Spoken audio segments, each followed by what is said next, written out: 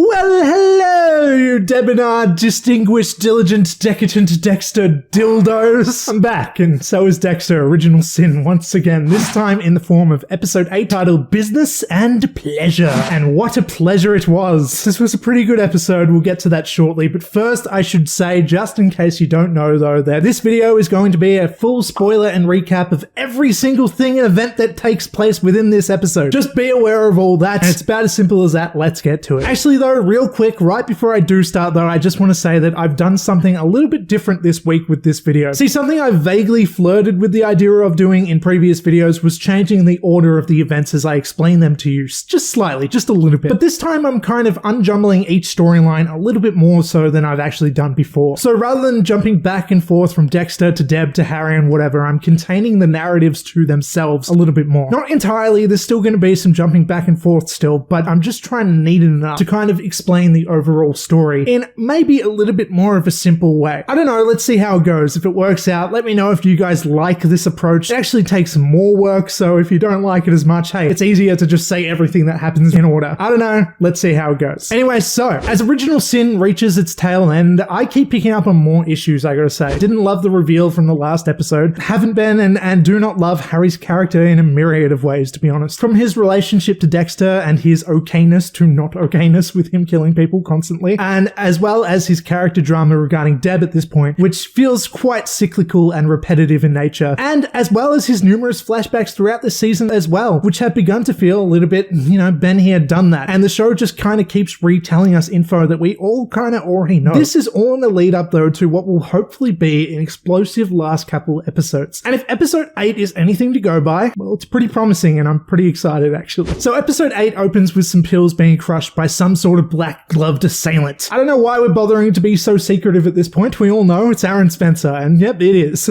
So the drugs are crushed into a powder and swiftly dropped into a water bottle, plus promptly shaken to mix in. This cocktail, if we can call it that, is then given to Nikki, who still resides in the killer, creepy rape dungeon, who's vaguely frightened by the bottle, and another Sunny Smile snack pack hitting the floor before him. We get the sense that Aaron Spencer here is kind of sick of this activity, possibly due to him not being able to face his own actions and his son in such a horrible predicament as well. As we're starting to gather, what's happening with Nikki here is more of a means to an end for Captain Spencer, and less coming from an act of killing glee or something like that. Anyway, as Nikki lays unconscious following the consumption of the drink, Spencer checks up on him. He shushes Nikki in a strangely and backwardly comforting way, and even in his barely unconscious state though, Nikki recognizes that it's his dad. Whoopsie. Aaron then dramatically takes his mask off for we the audience to see, and there's like this dramatic boom sound effect, as if we didn't already know that this was Aaron Spencer, which is exactly who it is, but hey, whatever, I get it, the show's just trying to be a little bit dramatic, sure, I get it, you gotta add some flair, that's cool. Anyway, cut to the Morgan household now. The subtitles tell me that whimsical music plays. I gotta say I actually disagree, but that is so far from any semblance of importance, so let's shut up, me. Harry then asks Dexter where Deborah is. He doesn't know, but Harry informs him that she didn't come home from the night before. Dex openly suggests that she probably went to Gio's at his place on the beach. This news worries Harry when he finds out for the first time that Gio is something like in his mid-20s. Which, yeah man, fair, I agree, it's kind of creepy behavior and not exactly, showing that Gio is a stand-up guy really. But it is a little bit funny that like this ultra-respected detective guy didn't realize this hardly kept secret, of this like 20-something-year-old guy dating his daughter. They're not exactly being super secretive about it. She talks about Gio all the time. Anyway, Harry tries to suss him out to find out about Gio, which Dex helpfully lets him know about the one time he met him so far on their that they had a fun time hot wiring a car. Great. Good job calming things down, Dexter. That's about all that he gives him, and that he liked him. So, wow, real informative. Harry's then off to go on he and LaGuerta's planned short road trip to Tampa, a close-by city of Florida, to chase down their latest lead on the NHI potential serial killer case. If you're forgetting, NHI means no humans involved, and it's a really icky, gross term that the cops loved back then in the 90s, I guess. And by the way, I say potential serial killer spoiler, as if like by episode 8 this case is going to lead to nowhere and be a dead end. Like, you know, we kind of know that them following a lead is going to lead to, well, something. You know, it's not just going to be a dead end at this point. Like, come on, that's not how fiction works. It's obviously going to be at least somewhat important. If it wasn't, it'd be kind of written stupidly and I'd have some things to complain about, to be honest. Anyway, before he leaves though, Dexter informs him of his theory that Aaron Spencer is the one behind the Jimmy Powell murder and kidnapping of Nikki, which honestly is kind of a hilarious sequence of events to take place within this conversation. Like, they were just casually talking about whether Gio seems like a nice guy or not, and everything looks kind of like a chill, normal morning before work. Harry with a coffee in his hand, and like, they're just getting ready for work and stuff. Things look normal, which just like begs the question in me to ask, like, how was this not the first thing that Dexter blurted out right in the morning to Harry? Or why did he even wait until the morning to begin with to say this important theory? Like, what the fuck is he prioritizing here? She needs to sort out her priorities. It doesn't make that much sense to me, but to be fair, he's not 100% on his theory. He's not exactly sure. So sure, it waited a little bit, I guess. That sort of explains it. But anyway, Harry thinks it's just cray-cray anyway, so it doesn't really matter. Harry gives it to him for a sec before prompting Dexter to find Deborah and just leaves, because he doesn't really want to hear any more about this wild theory that Aaron Spencer is the one behind it all, even though we all pretty much at this point know to be true. Anyway, cut to Miami City somewhere at Gio's fancy apartment. He and Deborah are in bed, which creeps me out a little bit since Deborah's like 17 and Gio's, like we said, in his mid-20s or something. Like, I get that the actress is probably roughly the same age or whatever in reality, but I don't know. It's odd to me that this isn't treated strangely within the show. And look, I know that haters are probably going to inform me that this is back in the 90s. People didn't care so much about these things, and I'm not saying that you're wrong, but I am saying that this is a TV show from 2025, and it seems odd to me that it doesn't kind of share our values and kind of show that this is an odd relationship. I don't know, maybe it's just being a witness and not really commenting on it, if that makes sense. Anyway, Gio makes coffee, Deb wears one of his shirts, which is oversized on her, and the two are romantically, morningly hanging out. Deb asks Gio what his plans are for the day, to which he says he has to take his boat out somewhere. Some place called Bimini. I don't know where that is, so feel free to tell me how dumb I am for not knowing about the many locations of Miami, me being from Australia. That's what happened in the last video. Not to call everyone out, but I'm just saying, how the fuck was I supposed to know that Seminole was some college place in Florida? Fuck off, I'm Australian. Anyway, quick Google search though does tell me that Bimini is an offshore island that's part of the Bahamas, I guess. Anyway, but the point is he has to pick something up for his dad on a business trip, which pretty much means that he's going to be up to some dodgy shit. Dev, having been suspended from school, has no plans for the day though, so the two plan to go to his business deal together. Cut to Dev's high school now though, we see Dexter on the lookout for his sister. He approaches Sophia to ask her about where she is and all that, but that really isn't at all on her mind, as all she's really trying to do is make Dexter jealous by having some new boyfriend with her, who Sophia, upon seeing Dexter though, quickly instructs this new boyfriend to put his arm around her. The guy's literally named Chad, which is also kind of hilarious, and sure, he kind of seems like he could be like the douchey new boyfriend character, but he actually kind of gives away immediately that he's actually intimidated by Dexter, following the guy who Dexter beat up in the first episode at the party, which feels like a fucking lifetime ago, just by the way. But it kind of goes to show that Dexter already has some sort of violent legacy, at least among some people. I know throughout the original series, Dexter's kind of undermined and underestimated by most people who wouldn't think he's capable of really many tough things or anything, but it's kind of like an interesting little just point to make. Also, apparently though, the guy who he beat up in the very first episode was high school bully Tiffany's brother, which is not something that I caught or had forgotten in that first episode. Chad fucks off to do his high school business, but before he does, Sophia immediately starts making out with him passionately while basically staring at Dexter the entire time. This might not so much be about Chad at all. Funny thing is though, that Dexter doesn't really give much of a shit about any of this and kind of just observes what's going on, like it's part of like a zoo enclosure or something like that. There's no emotion involved here for him. Anyway, Sophia then tells Dex that Deb and her aren't really on speaking terms right now. News to him also, which pisses her off, by the way. And then she informs him of some small key info, that Gio's last name is Martino, but that's really about it. Cut to LaGuardia and a fucking young Miguel Prado for a second. We get a little tiny cameo of Miguel Prado, young Miguel Prado. What the fuck you? And I was just sitting there like, oh my god, it's my boy. You know, he's one of my absolute favorite characters from the original series. series, and I knew exactly who that was right away before they said his name from that facial hair alone. There's no mistaking Miguel Prado to me, even if it's a completely different actor portraying him. Anyway, if you're unaware, Miguel Prado is the character from season 3 who Dexter basically teams up with to go kill baddies with, and it's just awesome. I love him so much.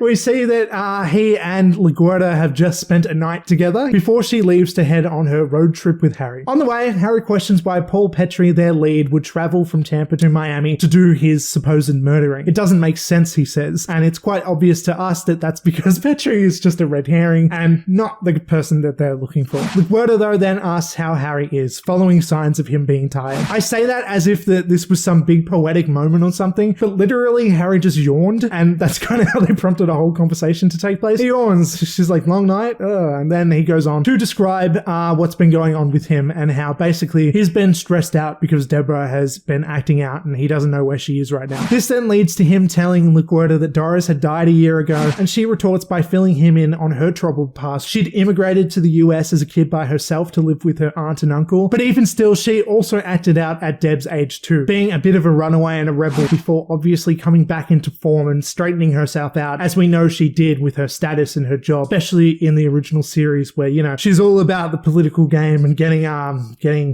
what are they called? I don't get them. What are they called? I'm not a career man. Promotions. She gets lots of promotions. I couldn't think of the word promotion.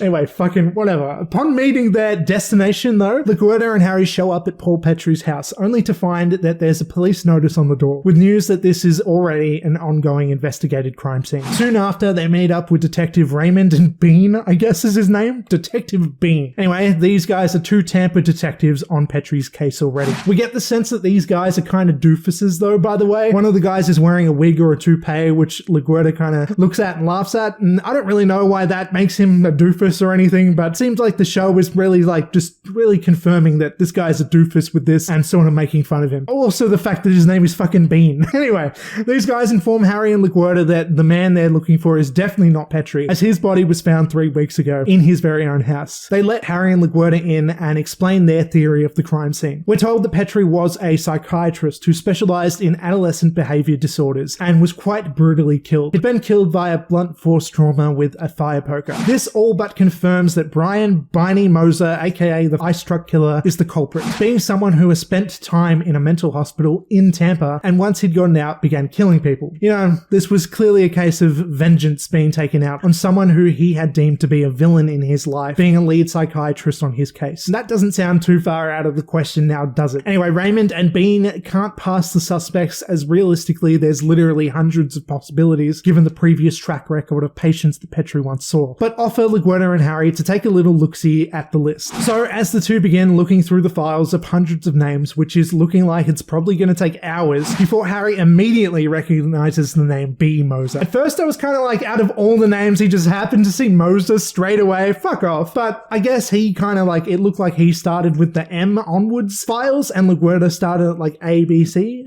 onwards, which does make sense. They kind of split it down the middle. So, hey, fuck me, let's not criticize every little detail, okay? He then gets rid of LaGuardia, though, to go get them some coffees, and bam, we get a picture of young Brian Moser. And yeah, man, the guy who showed up back in like episode 2 or 3 or whatever, who wanted to borrow the chair from Dexter, supposedly, I can confirm that was definitely Brian Moser. Everybody was right. We then also see Harry's revelation that one of Brian's nurses was listed here, Raul Martinez, who was one of the early NHI victims who Dexter imagined with a bow on him at the crime scene early on in the season. Things are really adding up here to a pretty clear direction. Harry, though, instinctively hides the Moser file away for no one else to see, particularly LaGuardia. He kind of wants to keep this to himself for now, since he has a past with Moser to begin with. Anyway, now it's flashback time! Flashback! Flashback Laura is at a park with her flashback kids, and she meets up with a nonchalant, semi-incognito flashback Harry, who's super well hidden with a newspaper and sunglasses, by the way. Nobody could spot him like this. He takes the exact same theory that Captain America does, does in a lot of the Avengers movies, and Joe from You does, where they basically just wear some sunglasses and a hat, and they're invisible to the entire world. Laura then tells Harry about the plans following the last episode to meet up with Estrada for a large shipment coming in regarding the cartel's business. You know, the one at the shipping container, which isn't alarming at all, given that we know that that's exactly where Laura dies. Anyway, Harry's pretty psyched about the news, though, considering that this is all that they've been waiting for. He plans to take Estrada out and says that this whole thing can finally be over, something he truly believes in the moment, and something that is really kind of a big deal for these characters at this point in their lives, but something that we also know is not really going to lead to much happiness or success for either of them. Lastly, he tries speaking about their relationship, though, in this past year, and how things were, to which she turns him down and doesn't want to strengthen this already broken connection between them two. The scene ends with flashback Harry going off to play in the park with flashback Dexter, and only Dexter, just by the way, because fuck Brian, obviously. Harry would never play with Brian. Fuck that kid. Who cares? Let's go play with Dexter. Yeah, my favorite one. Anyway, then it cuts to one of the flashback Hexter Estrada's flashback cartel guys witnessing all this going down from some car that's just out of sight. This confirms that they already know about the informant job. Whether they already did or are just learning it right now in this very moment is a little bit unclear, but either way, they know now. Later on in a continued flashback, yes, this is what I was kind of trying to explain before, that these scenes are actually split up between other scenes, but hey, in my explanation, let's just keep them together. So later on in the flashback, we learn that tonight's the night in which Laura is meeting up with Estrada at the docks, but for now, we see that Dexter and Brian are painting Laura's fingernails different colors as we see in the original series, before a couple thugs suddenly bust through the door in an attempt to capture the three of them. In the struggle, Brian manages to stab one of the guys who's about to grab him, but not really to any real avail, and the three are pretty much presumably captured. Furthermore, flashback time, Harry and Bobby Watts are on the move following Laura, who hasn't been in contact with Harry on the night of the supposed final informant job, which is obviously pretty sus. Upon arriving at her house, though, they find that the house is empty and roughed up a little, and we see Laura and her children huddled together scared and locked up in that legendary shipping container, along with a few other victims too, but I'll get back to this shortly. Now cut back forward to present day at Miami Metro. Bobby Watts and Batista are informing Aaron Spencer of their leads, but it's not enough. It's never enough, and we all know why. Obviously, since these leads really have nothing to do with anything, since they're really just sent here chasing wild gooses like the Los Tigres gang leader, among other random targets Aaron Spencer is sending them to follow. Aaron Spencer demonstrates his strong Patrick Dempsey level acting, though, as he appears to be infuriated about a case that is seemingly going nowhere, that he already knows all the answers to. And this dude is pretty fucking diabolical, isn't he? diabolical. He's really just playing everyone like a fiddle around him, pretty much. Meanwhile, Dex, back in the lab, searches for info on Geo on the database. Soon after, Camilla shows up talking about aloe vera and boating nonsense and whatever, it doesn't really matter. The point is, she ends their brief interaction by again teasing once more that Dexter can feel free to borrow their boat anytime he wants. As gambling addict Tanya Martin walks in, telling Dexter of some great news. Captain Spencer thinks he's doing such a swell job that he's chucking a bunch of old piled up dusting cold cases his way to follow up on. Camilla and gambling addict Tanya Martin seem to think that this is a crazy high compliment and great news or something, and some big responsibility, which really makes no sense to me either way. Even if Aaron Spencer wasn't trying to slow Dexter's progress on figuring him out down, and really genuinely just growing Dexter's caseload, he's still giving him deemed unimportant work, especially in comparison to the two big cases taking place right now, being the Nikki kidnapping and the NHI case. But either way, Spencer is obviously trying to slow Dexter down and cover his tracks. To which Dexter immediately dismisses all that bullshit work, because who the fuck cares about that, and begins to tail Spencer, who has just left the station as well and is driving to some mystery location. Anyway, soon Dexter witnesses Aaron Spencer parking off to the side of the road to meet up with the dodgiest looking motherfucker in the dodgiest looking part of Miami in some dodgy ass neighborhood. As Dexter watches Spencer hand the dodgy guy a dodgy yellow bag of some sort, along with a wad of dodgy cash, which, you know, obviously all seems very legit. The two drive away going in opposite directions though. Spencer turning left and dodgy guy right. Dexter chooses to follow dodgy guy to find out what was in the bag, which personally in the moment I'm thinking is the right choice, because boy, do I want to know what's in that fucking bag. So following this, dodgy guy arrives at his dodgy house with a dodgy garden gnome out the front, knocks on the dodgy door, and yet another dodgy person answers looking all sus. Dodgy guy number one enters the house, but Dex gets a call on his pager and leaves before we find out more. The pager says 911 on it, by the way, which I thought meant that he was being called into some sort of urgent thing at work, you know? But I guess the caller was actually just Harry, which makes me question why the call was so important that Dexter had to abandon his mission basically just to talk to Harry, but whatever, I don't know. Point is, is, Harry asks about Deb, but that's not at all on Dexter's mind at this point. And instead, he tells him about how he had just seen Spencer doing some weird, dodgy shit. Harry, again, though, doesn't want to hear about any of what he has to say here and deems it all to just be bullshit. He calls out Dexter for only really being a lab geek whose job isn't to be a personal detective and follow whatever leads he wants. And even if it was, that it doesn't matter because Spencer is a good man who's been with Miami Metro for 30 years. Harry instructs Dexter to drop this personal investigation, forget Aaron Spencer being some sort of lead here, and go find Deborah instead. That's the priority. Even though he's wrong, that's what Dexter does. He follows this. So Dexter heads on over to Gio's address, and an unexpected attractive woman answers the door. Ariana, supposedly Gio's fiance, she says, who knows all about Gio's extracurricular sexual activities, by the way, but not specifically this one involving Deb. Dexter both half-heartedly congratulates her on the engagement, but also sort of seems unsure and half-heartedly apologizes about the lack of loyalty on Gio's part as well. It's funny since he doesn't really know how to act with this news, but honestly, it doesn't take a psychopath to be confused about that situationship or whatever the fuck that is. Ariana doesn't seem to care too much about it though, and also reveals that she's been lying to Gio about her motives too, and said that she told Gio that she was spending time with her sister in New York even though she's an only child. So she's been lying too. I don't know, man. It seems like a really nice, loving relationship is the point. Anyway, so Ariana then informs Dexter on the business trip that Gio and Deb have gone on for the day, to which Dexter then follows up on Camilla's offer from earlier and takes her boat, cleverly named Slice of Pie. Whether or not Dexter changes the title of this specific boat to be Slice of Life later, or if this is just a fun Easter egg regarding the key lime pie that later kills Camilla, I'm not sure, but either way, he heads off on the boat to chase up on Deb. Cut to Gio and Deb on the aforementioned boats drinking champagne and sunbathing, which seems nice, I guess, but they're not alone. You know, they have like workers around them. They've got a driver there and like a servant who's the one giving them their champagne. And I don't know, just to me personally, this would entirely kill the vibe. I don't exactly know how to drive a boat, I guess, so I'd probably need a driver or whatever, but just to me, I'd be like, I wouldn't be able to just relax and just lay there like, oh yeah, carefree. I'd feel awkward because these dudes are there the entire time. But that's probably just the introvert on me, and Deb does not seem bothered by this in the slightest. Anyway, upon arriving at this Bimini place, Gio and Deb are greeted by two young guys, Andres and Stefano, friends of his. Gio chucks a massive cigar in his mouth and asks everyone if they're ready to have a good time. Cut to them all partying. Deborah once again is seen doing fucking cocaine again. She's such a fucking, like, stop doing drugs, Deb. Anyway, everyone around is partying on the beach is the point. And in this moment, I'm like, I thought you were here on business, Gio. What the fuck is all this? I guess not, or so it seems. Upon ordering another drink, Deb witnesses some men carrying a heavy load in the form of a crate onto Gio's boat. Gio very heavily prompts Deb to look away, distracting her with a random gift of jewelry and just shit like that. To which Deborah then says that she fucking loves Gio.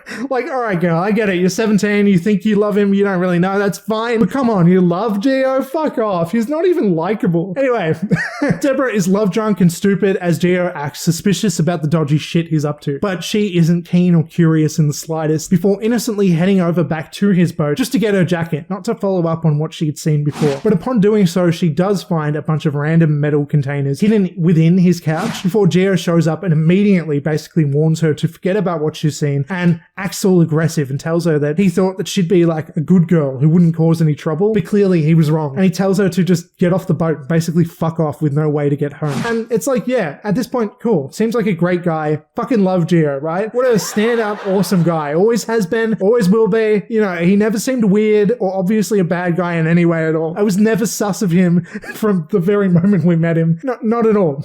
Anyway, so later on, though, upon nightfall, Deborah is literally just abandoned on this random island with no real way home, angrily yelling at the water in front of her. By the way, the area she's in front of the water, just, it looks exactly like the place that Dexter drowned that one guy in season 6 of the original series. I don't think it's at all supposed to be like the same place or anything because that was just at Miami or whatever, but I just thought it kind of looked similar. Maybe they shot it in the same place or something. I don't know. It's probably nothing and I'm just overthinking it, but I thought it looked vaguely familiar. Anyway, after all this, Dexter then shows up to rescue her. Dexter explains that he knew where to go because Gio's fiance told him where to find them, which at this point among learning this doesn't even surprise Deb. I'm glad she has immediately come to her senses regarding Gio, but I gotta say that this whole situation felt pretty anticlimactic. After this build-up of like 8 episodes about like this guy potentially being a bad guy and whatever, it's like this is how the relationship ends. He just like leaves. Okay, I guess. I don't know. I still think he could be the son of Estrada though, but hey, I'm just speculating now. Anyway, she then angrily throws the piece of jewelry jewelry I have so much jewelry. I got more jewelry, and it's not even about the jewelry. that Gio gave her earlier in the episode into the ocean as they head home back on the slice of pie boat. And as Dexter kind of witnesses this piece of jewelry fall into the water, it gives him sort of an epiphany that once something's in the ocean, it's gone forever. And he finally comes to his grand idea for his new dumping ground. It doesn't come into fruition within this episode, but it's something that is clearly being planted here. Dexter's obviously going to kill somebody and dump their body in the ocean by the end of this season. Probably being Aaron Spencer. We all kind of...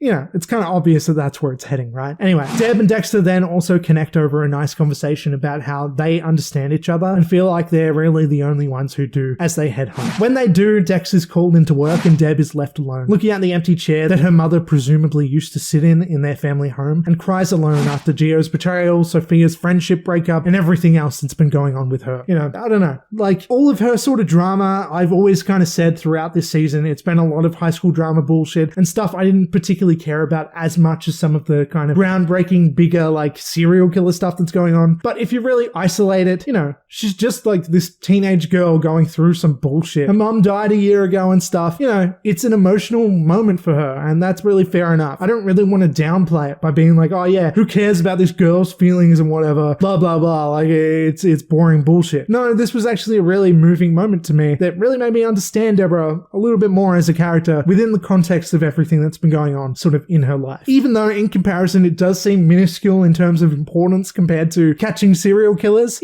it's all relative and everybody has their own problems. I mean, I'm not catching serial killers in my life and, I still have things that I get upset about. Do I have any right to? Because I'm not being killed by serial killers or anything quite as dramatic as that. Yeah, I do have a right to still have emotions and feelings and shit, right? So, I guess that's really the point when it comes to Deb. Anyway, upon arriving at work now, though, Dexter is told by gambling addict Tanya Martin that they have received an anonymous tip via Crime Stoppers that Nikki was witnessed dwelling a known cartel stash house. Along with a SWAT team and a large crowd of cops, Dexter and the team head on over there. Dexter is given a Miami Metro PD coat, which I guess is also bulletproof in some way. As gambling addict Tanya Martin says, it's so he doesn't get shot. I gotta say, it didn't exactly look solid enough to be like a bulletproof jacket to me, but what the fuck do I know? I don't have any bulletproof shit or guns or anything.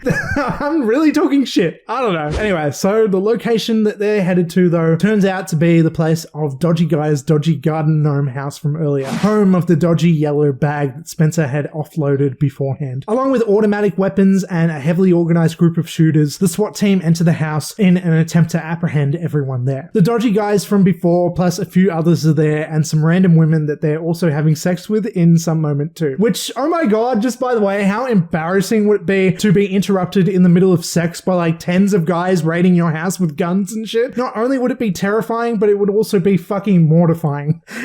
I also question why that was even a detail in the episode to begin with. Like, why show that? But I guess it was sort of to emphasize just the griminess of everything that's going on in this house, maybe? I don't know. Anyway, the cops don't find that much in the house, though, aside from Nikki's basketball school shirt, which supposedly leads Aaron Spencer into an emotional turmoil, and he lashes out. A shootout takes place, and all havoc breaks loose following this. The pantsless women even have submachine guns or something like that, and are then taken out swiftly. In the chaos, Bobby Watts is shot in the neck, and every one of the suspects are killed on sight. We don't know if Bobby Watts is dead or not. It would make sense that he does die following this because he's not in the original series, but maybe he just quits, I don't know. Anyway, sympathies are shown to Aaron Spencer following all this, which is kind of funny considering that he's the one that literally set all this up, and it's all undeniably his fault. The point is, a house full of people have been shot here, and although they didn't seem like they were like full-on just stand-up great people and whatever, they all had guns, they were all pretty dodgy and stuff, probably all were doing,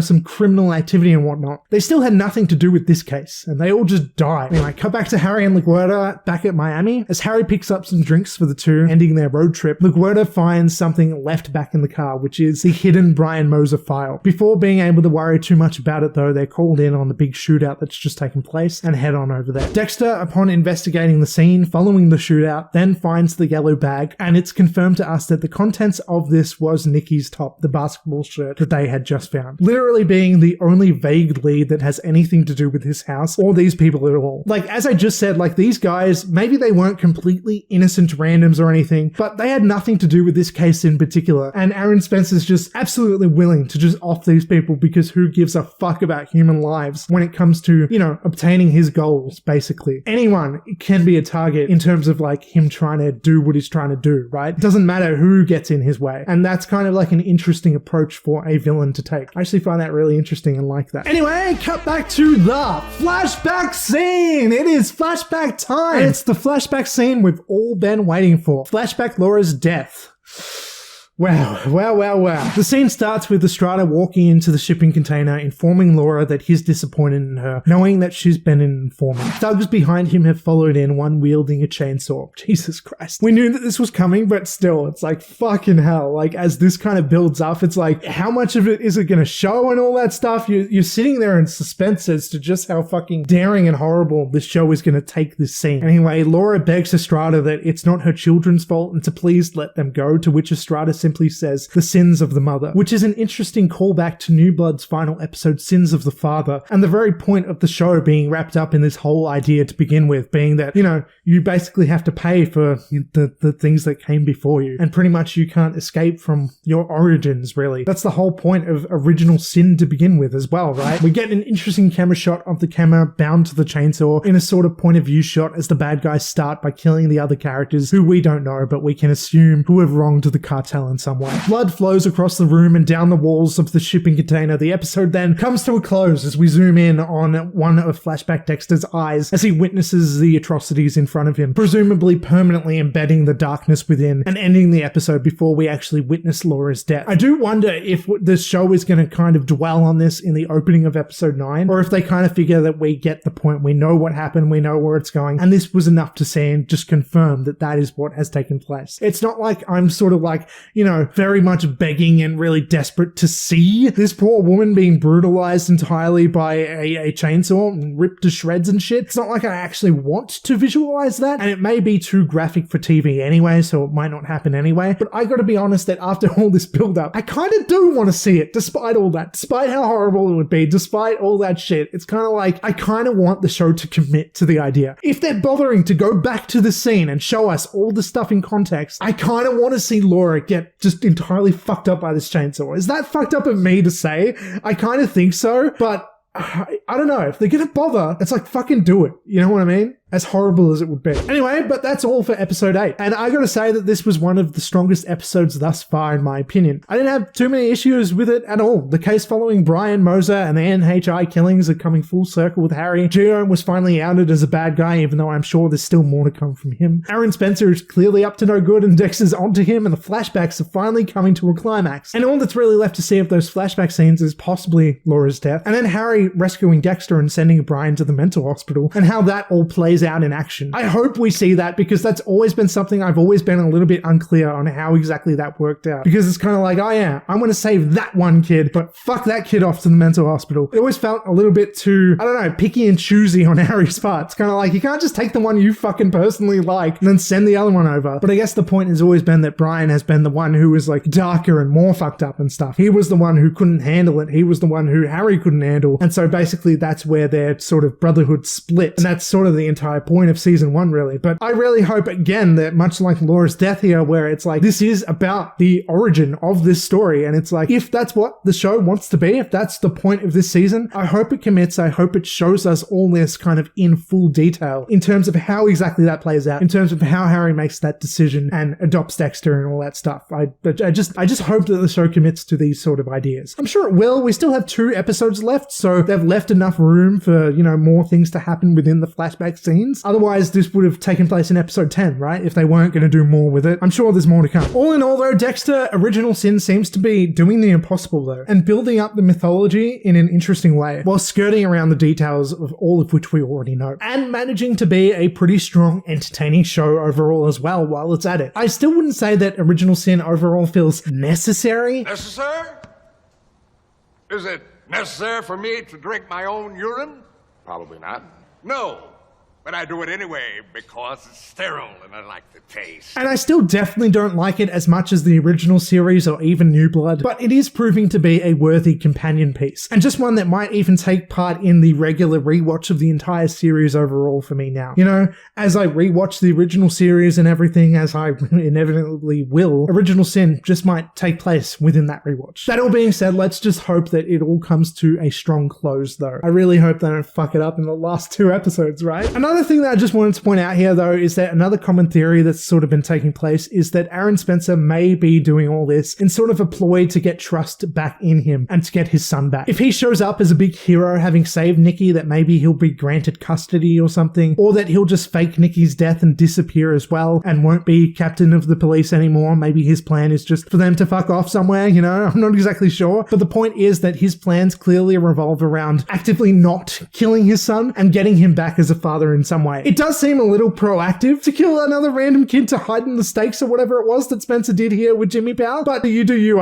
I suppose. But I do like that Aaron Spencer isn't like the typical serial killer that we usually see in Dexter. He's not a person who enjoys killing or has a long list of previous victims, but instead is doing this out of wanting almost unrelated results. It's logical to him, logistical. He's doing this as a means to an end. He's taking control. And I find that interesting rather than having the big bad be another crazy serial killer like we usually see in these sorts of seasons. It's more like he has a goal. He's just taking a very unconventional way of obtaining that goal. The other running theory of mine was that perhaps Aaron's not even a killer at all, and it actually is being forced by someone else to do it, a la Zepp in the first Saw movie, where he is also revealed to be a victim and not the perpetrator. And I kind of like this idea, but I do think that, you know, Aaron Spencer's wonderful acting job in front of everybody kind of kills that theory, though. But maybe not kill the theory that he didn't actually kill Jimmy Powell, and instead is actually just jumping on this random case and sort of committing like a copycat killing thing of the situation here to make it look like Nikki is the next victim. But at this point, I kind of think we're coming into episode 9, and I guess I kind of doubt it, you know? I'm just looking for extra twists that probably actually aren't there, just so that I can like mention them out before they're revealed in the next couple episodes, so I can get smart points on the internet or whatever. But the point is, you know, there's still quite a few directions that Aaron Spencer's motivations and actions can actually take place in. They still haven't exactly, you know,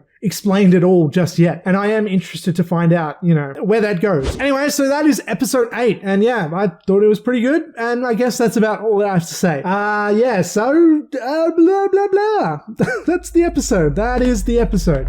Before you go, please do the things which are like, comment, share, subscribe, all that shit. You know, everybody knows it's the things the YouTubers all say. It's the thing I say every fucking week, and that is about all. I'm outie. Thank you for watching. Bye.